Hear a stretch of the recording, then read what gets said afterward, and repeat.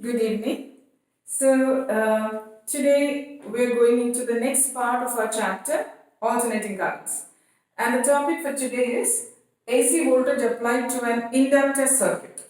So here I have drawn a diagram, a very simple diagram where we have just an inductor connected to a source of AC voltage. Like I told you yesterday, this is the symbol for an AC source which supplies a voltage which is V equal to V0 sine omega t, showing you that it is not a constant but it is varying with time, where V0 is the peak value of the voltage, that is the maximum value of voltage, and V is the instantaneous value. At any particular time t, the value of voltage in the circuit is V. So that means at any instant, whatever is the value of voltage is what you call as the instantaneous value of voltage. So we have this function here, V equal to V0 sine omega t, which is now what we are applying to this inductor circuit.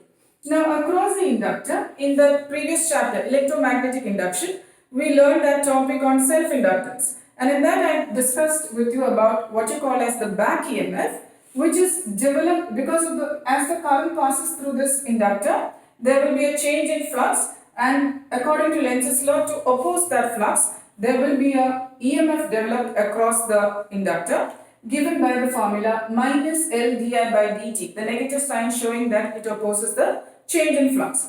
So here, the potential difference across this inductor, this is called the back EMF.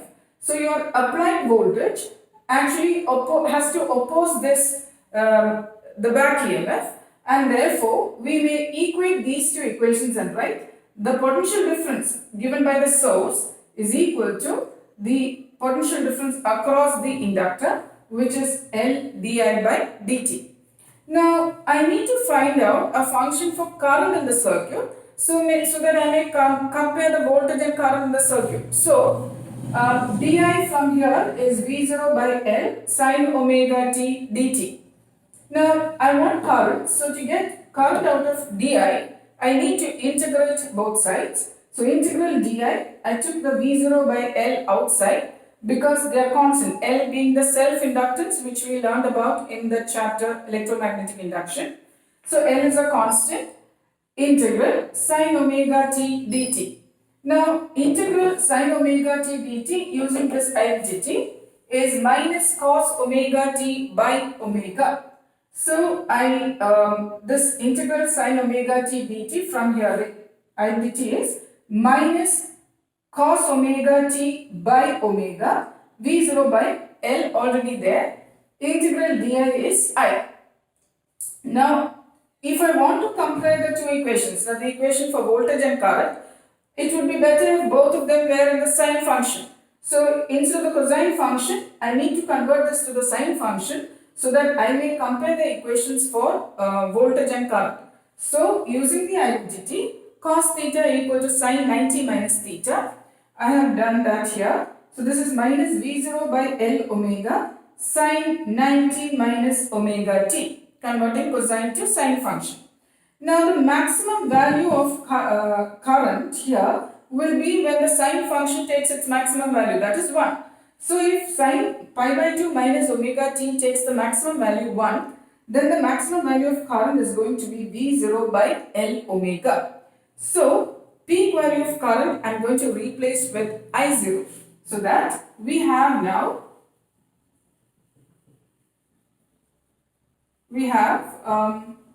I0 here. So this is I equal to minus I0 sine pi by 2 minus omega t, because V0 by L omega I have taken as the peak value of current, because that will be the value when sine function takes the maximum value 1. So I will be equal to minus V0 by L omega. So that peak value of current is what I call as I0. Or I may replace this as I equal to I0 sine, I'm taking the negative sign inside to get omega t minus pi by 2, which is my second equation. And my first equation that I had was the V equal to V0 sine omega t. The function for voltage in our circuit is given by this, and this is the function for the current. Now before that, let us go into what this I0 is. Here I0 we took as V0 by L omega, right? So what we have here is V0 by L omega, we said is the maximum or peak value of current, which is I0. Now, if you look at this equation and compare it with Ohm's law, you see that V by R is actually equal to I. So that you now know that this actually plays the role of the limiting the current in an inductive circuit, just like a resistance would limit current in a resistor circuit. So L omega actually plays the role of limiting current in an inductor circuit, and therefore it is called as the inductive reactance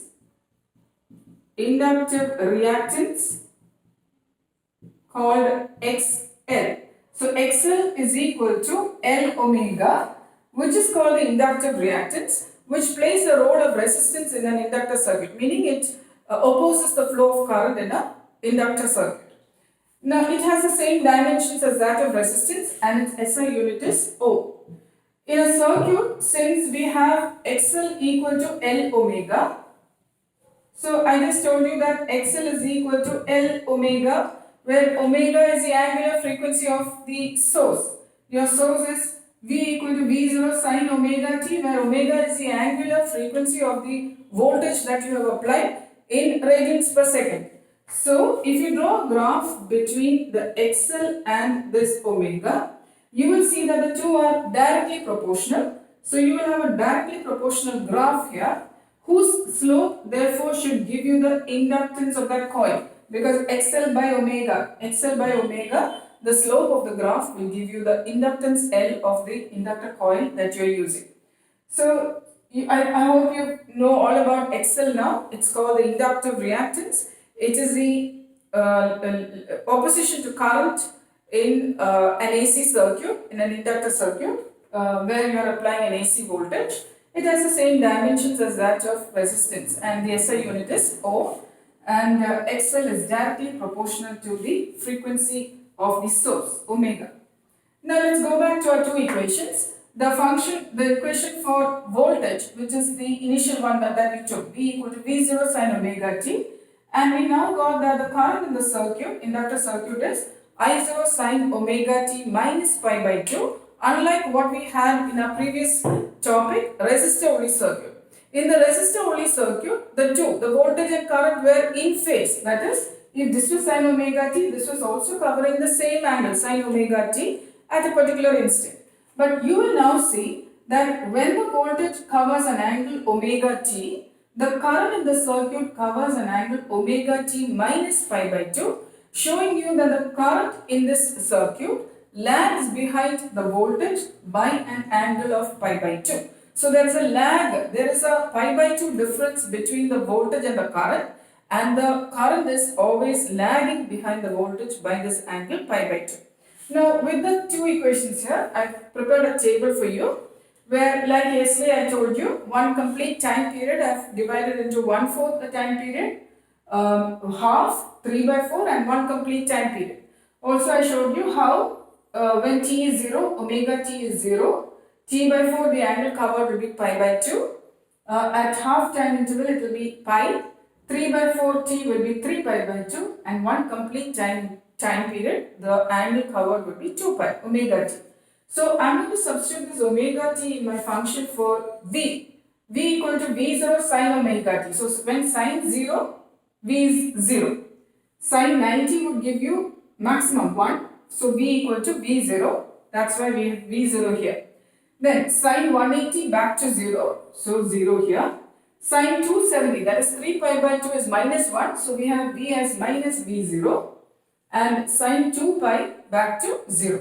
So using these values, I have drawn the graph for voltage, which is that bold line that I have drawn, where V takes 0 value at 0, 90 peak V0 plus V0, 180 touches 0 again, at 270 or 3 pi by 2 it goes back to negative peak minus V0, and 2 pi it is back to 0. Our original graph for V equal to V0 sine omega t, which is the same in resistor circuit. But here when you plot the current, what happens is, your current function is this. So now if I substitute for omega t as 0, we will have I equal to I0 sine, this is 0. So minus of pi by 2, which is sine pi by 2, as you know, takes maximum value. But because of the negative value, we have I as minus I0. So that is why at omega t 0, it takes the value minus I0. Now similarly, in the next, that is when you substitute for pi by 2, you will see this will be pi by 2 minus pi by 2, which is 0. Sine 0 is 0. So then the current drops down to 0 value. Our next, this thing is pi by 2 and, pi. So we have I equal to I0 sine pi minus pi by 2, which is pi by 2. Sine pi by 2 is plus 1. So then that value will be I equal to plus I0. So that's what we have here. Next is we have here as 3 pi by 2. So this is 3 pi by 2 minus pi by 2, which will be 2 pi by 2, that is pi, and sine 180 is 0. So you see it drops back down to 0. And the last one we have here will be 2 pi. 2 pi minus pi by 2 will be 4 pi minus pi by 2, that is 3 pi by 2. You know that sine function 3 pi by 2 is minus 1. So I will become minus I0. So these are the values that we are going to plot in our graph for the current. So when omega t, the angle is 0, you will see the current is minus I0. So that here we have the current here minus I0. At angle pi by 2, the current is touching 0. At angle pi, the current is touching plus I0, peak value. At 3 pi by 2, your current is touching 3 pi by 2 is back to 0, and at 2 pi it is back to minus I0. So this dotted graph that I have drawn here represents the current values. You will see that the peak value of current is less than the peak value of voltage, simply because V0 by the inductive reactance L omega is XL is I0. So naturally, since V0 by XL is I0, peak value of current will be less than the peak value of voltage. So that's why the V0 is greater than I0, the peak values. Also in this circuit, you see that the two are not in phase. They maintain a phase difference of pi by 2, or in terms of time, they maintain a time difference. That is, the time interval is T by 4. So you see the current is always lagging behind, meaning when the voltage is at 0, the current is only at minus I0. And throughout, they maintain the same phase difference of pi by 2, current lagging behind the voltage by this angle pi by 2. Okay, so these are the things that we need to discuss on this circuit. Also, we need to look at the power dissipated in one complete cycle in the circuit. So, before that, remember we did the phasor diagram in resistor-only circuit, and like I told you yesterday, phasors are just vectors which are capable of rotating about the origin in the xy plane with an angular speed omega. Though they are represented using vectors, they actually represent scalar quantities like voltage and current, which vary with time. You see the V equal to V0 sine omega t, I equal to I0 sine omega t minus pi by 2 shows you that these two voltages, voltage and current, even though they are scalar, they vary with time, and such scalar quantities we represent using phasors. So here for the phasor diagram,